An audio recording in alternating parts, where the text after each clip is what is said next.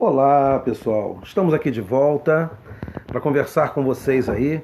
Espero que esteja tudo bem com vocês. Eu sei que o momento é assim, meio complicado, mas sigamos, né?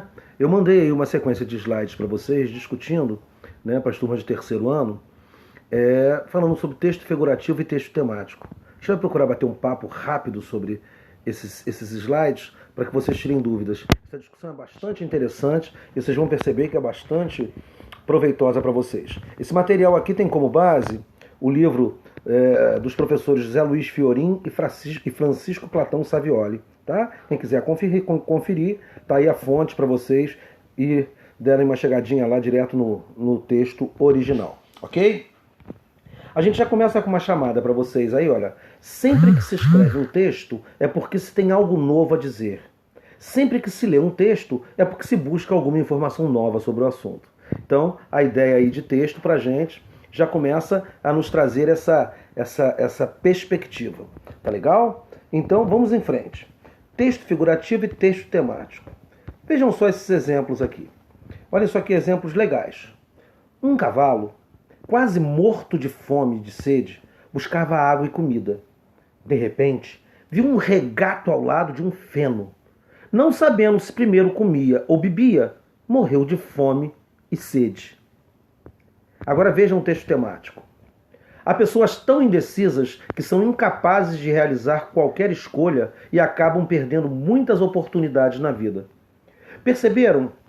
Comecem a perceber que como é que se faz essa diferença entre o que é figurado e o que é temático? Observem. Texto figurativo, na maioria das vezes, é um texto narrativo, ou seja, é ficção, é invenção. Não esquecendo que para a ideia de ficção, ficção dá sempre a ideia de invenção, inventar. Ok?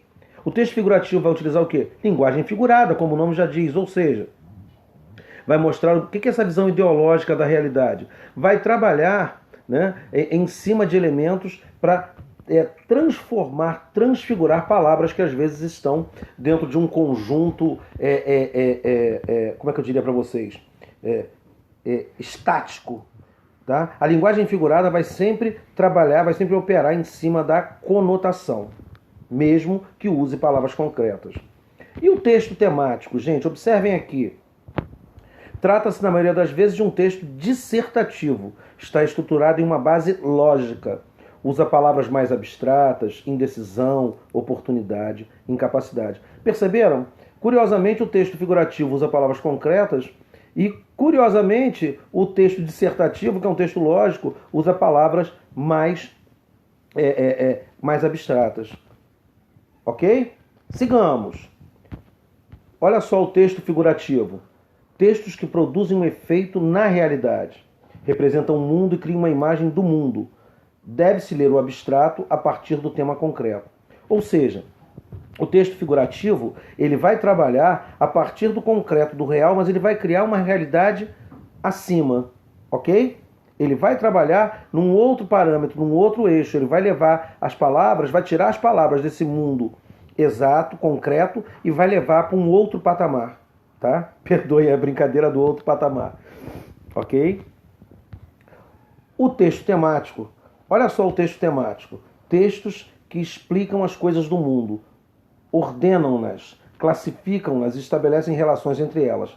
Fazem comentários das suas propriedades. Ou seja, o texto temático, porque normalmente vai ser um texto dissertativo, vai estar sempre trabalhando em cima de um ponto de vista, em cima de um olhar, né, que é até subjetivo, que é até singular. No entanto, não esqueçam que essa singularidade, essa subjetividade, do ponto de vista do texto temático, ela tem certos limites impostos pela lógica. Olha a velha lógica aí a nos perseguir, tá? Não esqueçam disso. Aí mais abaixo a gente faz uma pequena comparação aqui, gente, olha só, entre o que é concreto e o que é abstrato. Observem só pra gente aqui, para que vocês percebam. Observem. Concreto é todo termo que remete a algo presente no mundo natural, ok? Então, isso a gente fala de concretude, né? Concretude é o quê? O que a gente toca no mundo natural, ok? Mesa, cadeira, isso tudo pra gente vai ser concreto. E o abstrato? é toda palavra que não indica algo presente no mundo natural, mas uma categoria que ordena o que está nele manifesto. Ou seja, essa ideia de abstração aqui são elementos, quer dizer, a gente sabe que um amigo, por exemplo, é concreto, mas a amizade, ela é abstrata.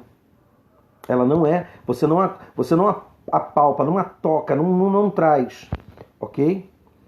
Aí vejam, nessa definição, concreto e abstrato não são categorias da realidade, mas da linguagem. Assim, o mundo natural não é o que se vê e o que se toca, mas refere-se às realidades criadas pelo discurso. Ou seja, dentro desse contexto aqui da linguagem, vejam, por que a gente diz que bruxas, sacis, fadas e outros elementos que teoricamente não existem, né? Por que esses elementos aí aparecem pra gente, né? Por que eles surgem aí pra gente, ok? Eles vão aparecer o quê? Na linguagem, eles vão ter um valor de concretude, tá legal? Figurativização e tematização, né? São dois níveis de concretização do sentido. Isso significa que o texto temático não tem a cobertura figurativa, mas o figurativo tem um nível temático subjacente. Vamos tentar entender isso, né, de forma mais simplificada. O que é isso pra gente? Olha só, dois níveis, figurativizado e tematizado. O que é isso? Curiosamente, o texto temático não tem a cobertura figurativa. O que seria isso? Observem que nos textos mais temáticos, a gente evita excesso de conotações, excesso de figura de linguagem e traz para o texto um texto mais seco, mais denotativo, para não gerar tanta margem interpretativa. O texto figurativo, por sua vez, ele permite que se trabalhe e que se leia de variadas formas. Isso é uma diferença grande, entendeu? O texto dissertativo, ele é mais seco. O texto figurativo, que a gente vai encontrar nas narrativas, é sempre um texto mais vamos dizer assim, mais cheio de elementos, de possibilidades. Olha aqui, um exemplo na publicidade, né? A publicidade parte de um tema e procura uma cobertura figurativa para ele. Por exemplo, o que é isso? Né? Parte de um tema, olha só. Uma propaganda de bebida láctea mostra a gente saudável, praticando esporte, feliz, bem disposta, com uma família bonita.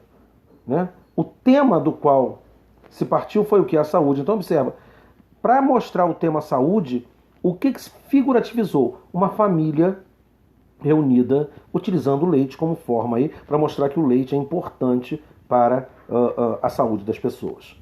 Ok? Dois toques para vocês, rapidamente, para a gente não ficar cansativo. Ideologia e discurso. Né? A formação ideológica impõe o que pensar. A formação discursiva determina o que dizer. A realidade exprime-se pelos discursos. Nós estamos vivendo um momento aí bastante interessante para usar essas análises. Tá? A formação ideológica impõe o que pensar, ou seja, vem a ideologia de cima e diz o que a gente pensa. Mas o que faz a gente falar é exatamente a formação discursiva, que determina o dizer. Olhem aí, né, a quantidade de fake news que nós vimos pelo mercado nos tempos atuais.